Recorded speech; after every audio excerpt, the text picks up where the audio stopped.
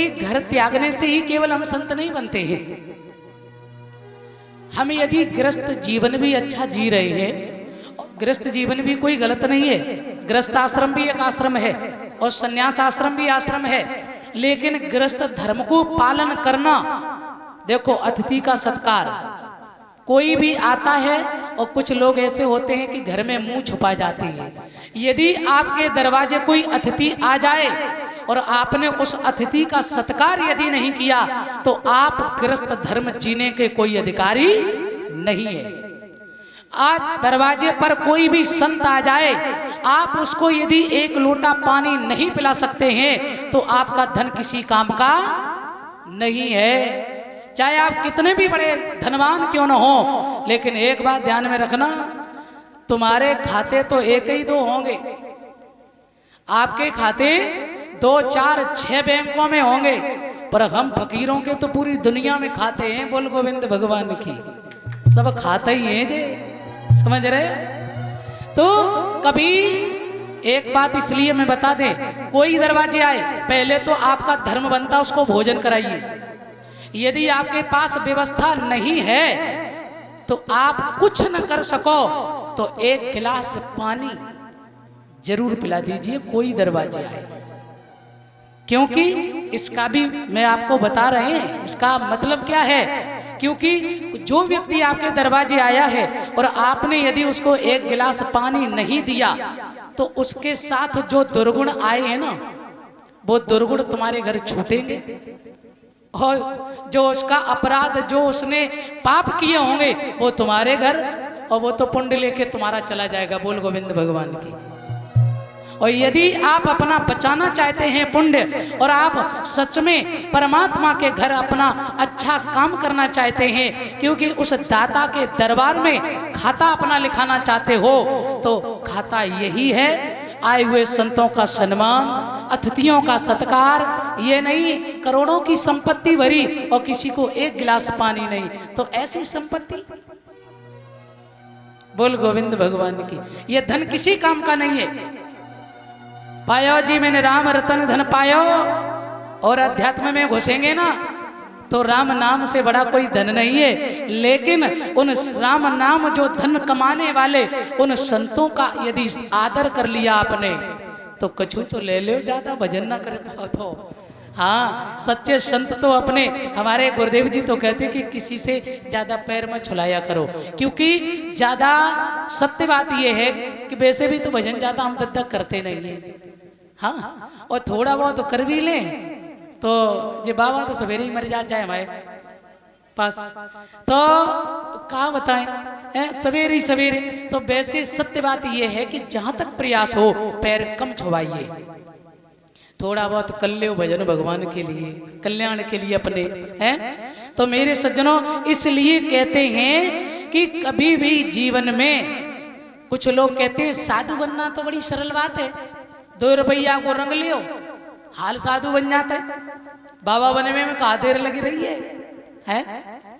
पर मैं आपको बता दें महात्मा, अब कछु लोग तो बेचारे अर्थ नहीं जानते हैं तो उसका अनर्थ कर देते हैं। बोले महात्मा, महात्मा का मतलब कहते हैं, बोले घर से तमा हुए ताई से महात्मा बन गए, घर से तमा, ऐसा नहीं है। मैं आपको इसका सही अर्थ बता दें। कभी कभी हम लोग अनजान में गलती कर लेते हैं, तो आज जरूर समझ लें, साधु किसे कहते हैं, महात्मा किसे कहते हैं, बाबा जी किसे कहते हैं, और संत किसे कहते हैं। साधु का मतलब है जिसने 5 कर्मेंद्री, 5 ज्ञानेंद्री, 11वां मन, इस पर विजय प्राप्त की, अपने आप को जिसने जीता है, अपनी इंद्रियों को जिसने वशीभूत किया है, जिसने अपने आप को साध लिया, साधना की, तो उसे कहते साधु। और नंबर 2, जब साधना की, साधना करने के बाद मेरे हृदय में सच्चिदानंद का वास हुआ तो मेरी आत्मा महान हुई। अब महात्मा का संध विच्छेद जब व्याकरण में जाएंगे तो महान धन आत्मा बराबर महात्मा, जिसकी आत्मा में भगवान का वास है, जिसके अंतःकरण में परमात्मा का वास है, जिसकी आत्मा महान है, वो है महात्मा। तमा नहीं है महात्मा, महान आत्मा जिसकी है वो है महात्मा। महात्मा बनना सरल बात नहीं है। और नंबर 3 आता है बाबा जी। अब भैया जिसने संसार की डोरी को छोड़कर और वो बाजी पकड़ ली, वो बाजी पकड़ ली कौन सी? परमात्मा के नाम की। तो यहां भी बाबा और वहां भी बाबा। अरे वाह, बड़े अच्छे संत हैं, बड़े पहुंचे हुए संत हैं। तो इसे कहते हैं बाबा जी, नंबर 3 पर। और नंबर 4 आता है संत, सुपरलेटिव मोस्ट। संत का मतलब ध्यान रखना बंधुओं, जिसने 3 डिग्रियां पास कर ली, पहले बना साधु, फिर बना वो महात्मा, और फिर बना बाबा जी, और फिर लास्ट में बन गया संत। संत का अर्थ है सधन अंत। जिसने संसार को छोड़कर और वो अंत यानी अपनी जीवात्मा को परमात्मा में, जिसने ब्रह्म को पहचान लिया, परमात्मा में अपने मन को लगा दिया, उसे कहते हैं संत। तो संत बनना कोई छोटी बात नहीं है बंधुओं, मेरे भगवत प्रेमियों। इसलिए हमें ऐसा कुछ कर ले कमाई ऐसी जो साथ जा सके, और मुश्किल पड़े जो राह में तो काम आ सके। जीवन में ऐसी कमाई करते चलो। और कभी भी आप यदि सच में सज्जन पुरुष हैं तो इन 2-4 चीजों को जरूर याद रखें। कभी भी अपने दरवाजे पर कोई आए भूखा मत जाने दो, पानी भी पिलाओ। और कोई तुम्हारे पास कोई ऐसा कोई परेशान व्यक्ति आ जाए, उसकी कर सको तो जरूर मदद करो, और ना करने के लायक हो तो कोई बात नहीं। क्योंकि पितामह भीष्म के सामने जिस समय द्रौपदी खड़ी, पितामह भीष्म ने कहा कभी आंखों के सामने पाप होते हुए नहीं देखना चाहिए। तो द्रौपदी ने यहां कह दिया बाबा आप कहते हो कि पाप नहीं देखना चाहिए, फिर ये पाप आपने क्यों देखा?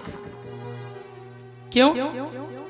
क्योंकि आप जैसे महाबलधारी वीर दुशासन मुझे महलों से खींच करके लाया, जहां बड़े बड़े बलधारियों की सभा लगी हुई, कृपाचार्य, द्रोणाचार्य, भीष्म जैसे महाबलधारी वीर, और ऐसी सभा में मुझे खींच के लाने का ये कहां का धर्म है? आज आप धर्म के उपदेश कर रहे हैं, लेकिन उस दिन धर्म आपका कहां गया था बाबा? और आप कहते हैं तो मैं जिस समय उस सभा में आई, मैंने देखा कि आप सबसे ऊंचे आसन पर बैठे हुए थे। मैंने देखा कि मेरी बाबा मेरी मदद करेंगे। दुशासन मेरी साड़ी को खींच रहा, मुझे वस्त्रहीन कर रहा, और मैंने आपसे कहा कि प्रभु मेरी रक्षा करो, बाबा मेरी मदद करो। और मैं जानती हूं यदि आप एक लफ्ज भी दुशासन से कह देते ना, तो उसकी औकात नहीं थी जो दुशासन मेरी तरफ नजर भी उठा लेता। अरे चीर खींचना तो बहुत बड़ी बात है बाबा, आप एक शब्द में कह देते दुशासन खबरदार, तो उसकी औकात नहीं थी जो मुझे नग्न करता। आप बैठे बैठे देखते रहे, कहां गया था आपका धर्म? पितामह भीष्म जो महान पुरुष जीवन में कभी रोया नहीं, आज हिचकियों से रो गया और द्रौपदी के सामने सर झुका दिया और कहने लगे बेटी मुझे याद है कि मैंने 100 जन्म में कोई अपराध नहीं किया, और उनकी इच्छा मृत्यु थी। भीष्म चाहते तो मरते, नहीं चाहते तो नहीं मरते, इच्छा मृत्यु।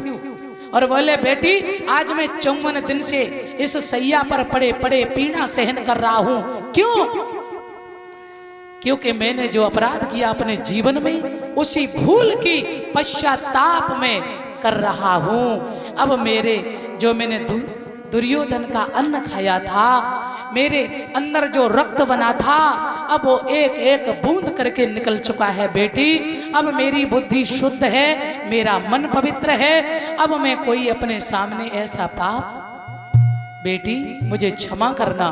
द्रौपदी चरणों में गिर पड़ी, बाबा मेरा कोई ऐसा मंतव्य नहीं कि मैं तुम्हें दुख देना चाहती हूँ, नहीं नहीं। तो ध्यान रखना मेरे भगवत प्रेमियों, आज द्रौपदी ने क्षमा याचना की, प्रणाम किया बाबा को। कहने का मतलब ये है, सुंदर उपदेश किए, तब भीष्म ने अपनी देह का त्याग किया। तो एक गृहस्थी निभाने वाले पुरुष को और एक राजा का धर्म यही होता है कि वो ऐसा जीवन जिए जो आगे आने वाले समय में उसकी संतान का जीवन अच्छा रहे, सबका आशीर्वाद मिले। कथा सुनना भी बहुत बड़ी बात है, करना तो